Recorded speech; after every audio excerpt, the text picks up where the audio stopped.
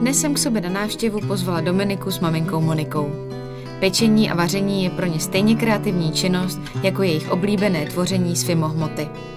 Na Monice je vidět, že vztah s její dcerou je pro ní velmi důležitý, neboť si je vědoma, že vztah matky a dcery je pro každou ženu klíčový. Super. Tak, a jak začneme?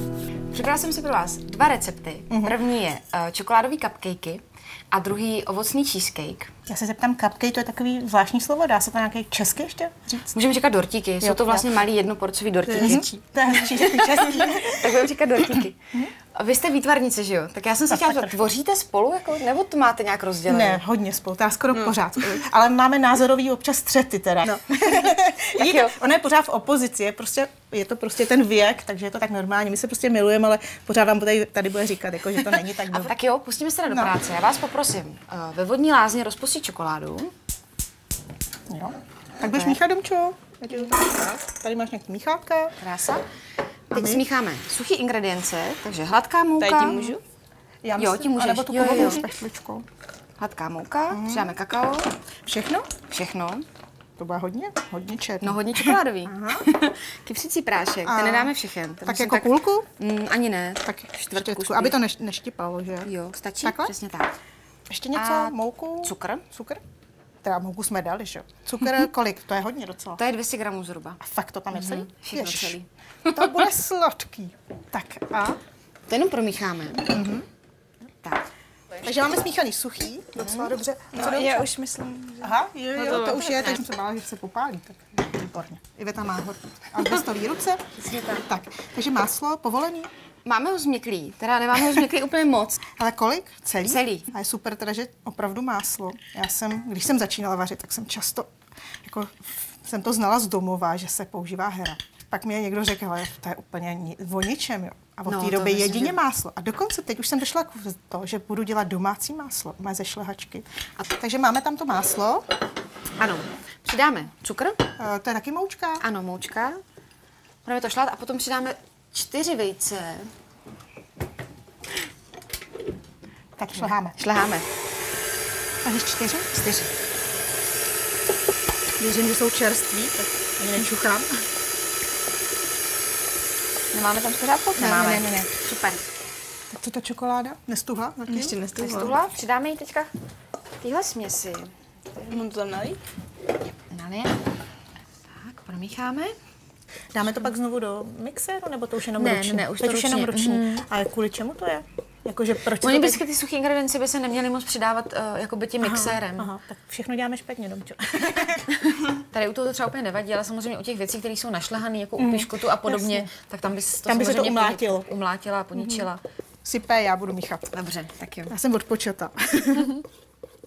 Domčo, tebe poprosím, vezmi plech, vylož na ně silikonový formičky. Máme místo. A vylož je papírovými košičkama. Tak. Jako do nich? Ještě tam pořád jsou suchý kousky. No, tak já vím, proč to strkám do mixéru. A teď vás poprosím, jedna bude dávat to těsto, druhá nasype ty kostičky Takže čokolády. půlka kostičky čokolády a zase jasně. těsto. Takže aby prostě ta čokoláda byla uvnitř. Já se přiznám, že právě takovýhle dortičky nedělám, já prostě dělám obyčejní muffíny. No to je vlastně to samý. Jo? No, akorát vlastně rozdíl mezi muffinama a cupcakama, samozřejmě ta konzistence je trošičku jiná. A hlavně ten zásadní rozdíl je ten, že ty cupcakey se zdobí, zatímco muffiny se nezdobí. Jasně. Tak, jaký je těsto? Dobrý. Ložíme do trouby, Dominiku, můžeš poprosit. Na kolik stupňů? Máme předehřátou na 180 a budeme péct tak 20-25 minut. Jasně, tak super. Navrhuji uklidit a upečeme si cheesecake. Super. Mám ráda. Lední ovocný cheesecake. Velmi jednoduchý, velmi rychlý. Něco už máme připraveno dopředu. Třeba rozdrcený sušenky. Ano, rozdrcený sušenky. Rozpustila jsem máslo. Domčo, poprosím tě, tyhle 2 ingredience tady v té misce smícháme dohromady. Jo, vařečku. Cheesecake je vážně ze sýra? Z krémového sýra. Tak a já něco? Můžu taky? Možná si nejprve připravíme dno té formy, aby jsme se tady nějak máčkli a pak budeme pokračovat. Jasně. Tak, namačká to asi dovnitř, že? Namačka dovnitř. Já ti to tam nasypu a ty to rukama tam jako přimačky, jo? Jako udusat. No, jo, tak jsem řekla, udusej to tam jako fakt hodně. Je to všechno? Možná můžeme začít teda připravovat náplň. Poprosím tě, budeme dávat lučinu. Kolik jich budeme dávat? Všechny, co tady jsou, Jo, ano. To bude dobrý. Máně, já se přiznám, jako dítě jsem normálně lučinu nemusela, a jako dospělá jsem jí hrozně přišla na chuť. A i tohleto použití do sladké kuchyně je úžasný. Vidíš, ani drobek na zmar. Jo, koukám. No, dáš prosím tu vařečku. Super. Přidáme jogurt. Takže 5 lučin a jogurt. Ano.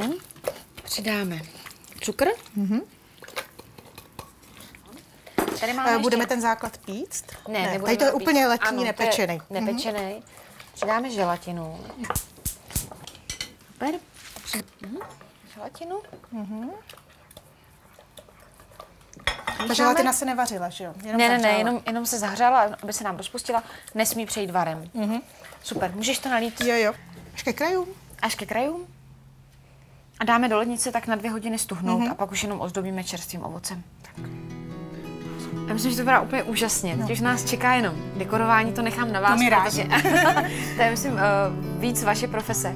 Já vám připravím krém na čokoládové cupcakey, který bude z rozpuštěné čokolády, trocha cukru, lučina. A vás poprosím, na cheesecake dáme jahody a na ty cupcakey, jak jsem říkala, tu čokoládovou polevu a pak tady tohle ovoce. Tak jsem to My si to rozdělíme. Rozdělte, já se takhle Sice to vypadá nebezpečně, ale Domča se hlásila k noži. Zabírám nůž. Takže Domča jde krájet a já budu zdobit.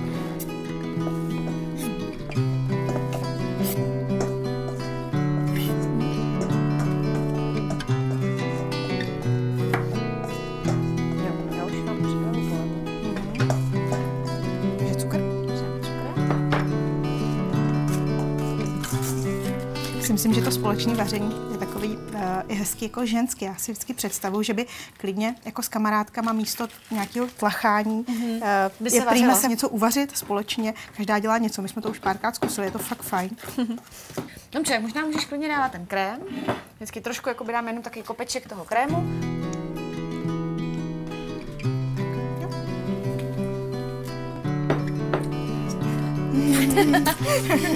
Jdeme ochutnávat.